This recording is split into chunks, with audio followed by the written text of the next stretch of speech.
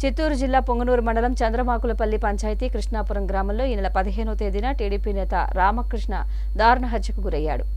చిత్తూరు జిల్లా పొంగనూరు మండలం చంద్రమాకులపల్లి పంచాయతీ కృష్ణాపురం గ్రామంలో ఈ నెల 15వ తేదీన టీడీపీ నేత రామకృష్ణ దారుణ హత్యకు గురయ్యాడు. రామకృష్ణ తన పంచాయతీ పరిధిలో అక్రమ కార్యకలాపాలకు వ్యతిరేకంగా పోరాడే వ్యక్తిగా పేర్కొన్నారు. అయితే వైసీపీకి చెందిన వెంకటరమణ హత్య కాబడిన రామకృష్ణతో ఫిబ్రవరి 10వ తేదీన గొడవపడ్డాడు.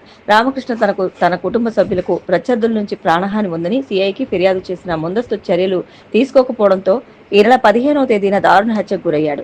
రామకృష్ణ హత్య రాజకీయ పోరులో ఒక భాగమని పోలీసులు దర్యాప్తులో నిర్ధారించారు. కేసు వివరాల్లోకి వెళ్తే ఈ రామకృష్ణ గారు రైతు వ్యవసాయం చేస్తున్నారు. అలానే ఊర్లో ఏదైనా సరే సమస్యలు వచ్చినా టీడీపీ పార్టీ తరపు నుంచి ఎవరి కష్టాలు ఏమైనా ఉన్నా లేకపోతే అవినీతి ఏదైనా జరుగుతున్నా ఆయన పాయింట్అవుట్ చేస్తుంటారు. అలానే ఆర్థికంగా కూడా బాగా స్థిరపడ్డారు.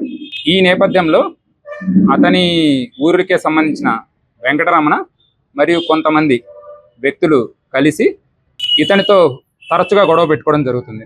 పోయిన సంవత్సరం ఎప్పుడైతే సరే ప్రస్తుతం ఉన్న గవర్నమెంట్ అధికారంలోకి వచ్చిందో ఆ సమయంలో వాళ్ళు ఇంటి బయట సెలబ్రేట్ చేసుకుంటున్న సమయంలో ఈ వెంకటరమణ మరొక వ్యక్తి కలిపి ఒక బైక్లో వెళ్ళి వాళ్ళ ఇంట్లో ఉన్న ఆడవాళ్ళని బైక్తో గుద్దడం జరిగింది. సో అప్పుడు మొదటిసారిగా వీళ్ళ మధ్య కక్షలు పెరిగాయి.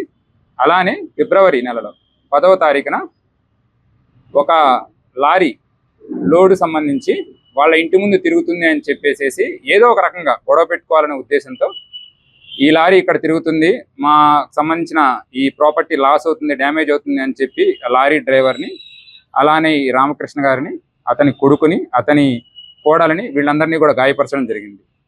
ఈ క్రమంలో గత నెల 2 వైపులా కేసులు కట్టడం జరిగింది. కేసు విచారణలో ఉంది.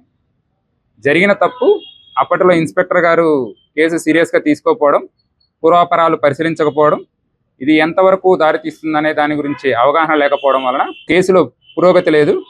ఈ నేపథ్యంలో మధ్య ఏదైతే ఉన్నాయో ఈ వివాదాలు తీవ్రమైపోయి ఇద్దరికి మధ్య చాలా విభేదాలు ఎక్కువైపోయి 15వ తారీఖున అవి తీవ్ర రూపం దాల్చి ఎవరైతే రామకృష్ణ ఉన్నారో అతని కొడుకు సురేష్ని పట్టపగలే చంపడానికి ప్రయత్నించి అది విఫలమవడంతో రామకృష్ణ గారిని అక్కడికక్కడే మెడ మీద నరికి చంపడం జరిగింది. నరికిన తర్వాత అతన్ని హాస్పిటల్ తీసుకెళ్లే లోపే చనిపోవడం జరిగింది. సో దాని తర్వాత మనం ఇప్పటి వరకు మొత్తం 5 మంది ముద్దాయిలను మనం ఈ కేసులో ఐడెంటిఫై చేయడం జరిగింది. ఇందులో మొదటి వ్యక్తి కె వెంకటరమణ, ఇతను ప్రధాన నిందితుడు, డైరెక్ట్గా ఇందులో పార్టిసిపేట్ చేశారు. రెండో వ్యక్తి పేరు మహేష్. ఇతనికి ఎవరైతే చనిపోయారో ఆ వ్యక్తికి మధ్య చాలా రకాల విభేదాలు ఉన్నాయి రాజకీయ పరంగా. సో ఇతను ఆయుధాన్ని సరఫరా చేయడం, హత్యకు ప్రేరేపించడం జరిగింది. అలానే ఇతని వైఫ్ రజనీ కూడా ఈ కుట్రలో పార్టిసిపేట్ చేశారు. మరొక వ్యక్తి త్రిలోక్ నాయుడు. వీరిలో కొంతమందికి ఇంతకుముందు వేరే రకాల కేసులు కూడా ఉన్నాయి, చాలా ఇల్లీగల్ యాక్టివిటీస్ చేస్తున్నాడు. ఈ త్రిలోక్ నాయుడు కూడా ఈ కుట్రలో పాలు పంచుకున్నారు. ఎం రెడ్డప్పరెడ్డి, ఇతను రాజకీయంగా ప్రభావశీలి మరియు ఈ దాడికి మొత్తం మూలకర్తగా వ్యవహరించాడు.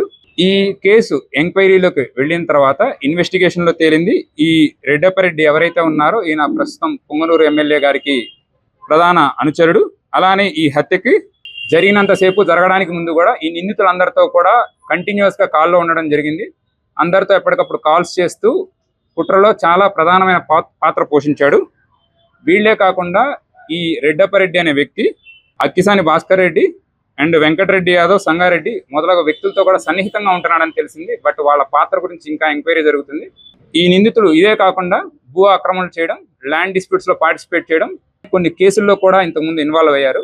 వాటి కేసుల వివరాలు కూడా మేము ఇందులో పొందుపరిచాము. వీళ్ళు ఎవరైతే ఉన్నారో పలు సమయాలలో ఆడవారిని కూడా చేసుకోవడం జరిగింది. ఒక ల్యాండ్ డిస్ప్యూట్ విషయంలో అదొక కేసు రిజిస్టర్ అయింది.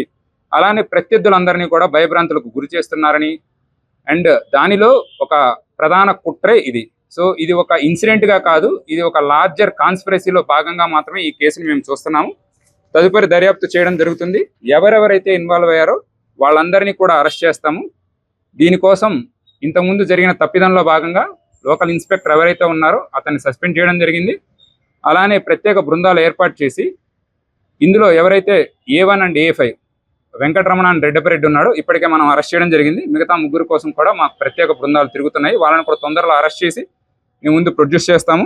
ఎవరైతే ఇన్వాల్వ్ అయ్యారో వాళ్ళందరికీ ఏమైనా అక్రమ ఆస్తులు సంపాదిస్తే వాటన్నిటిని కూడా మనం స్వాధీనం చేసుకోవడం జరుగుతుంది.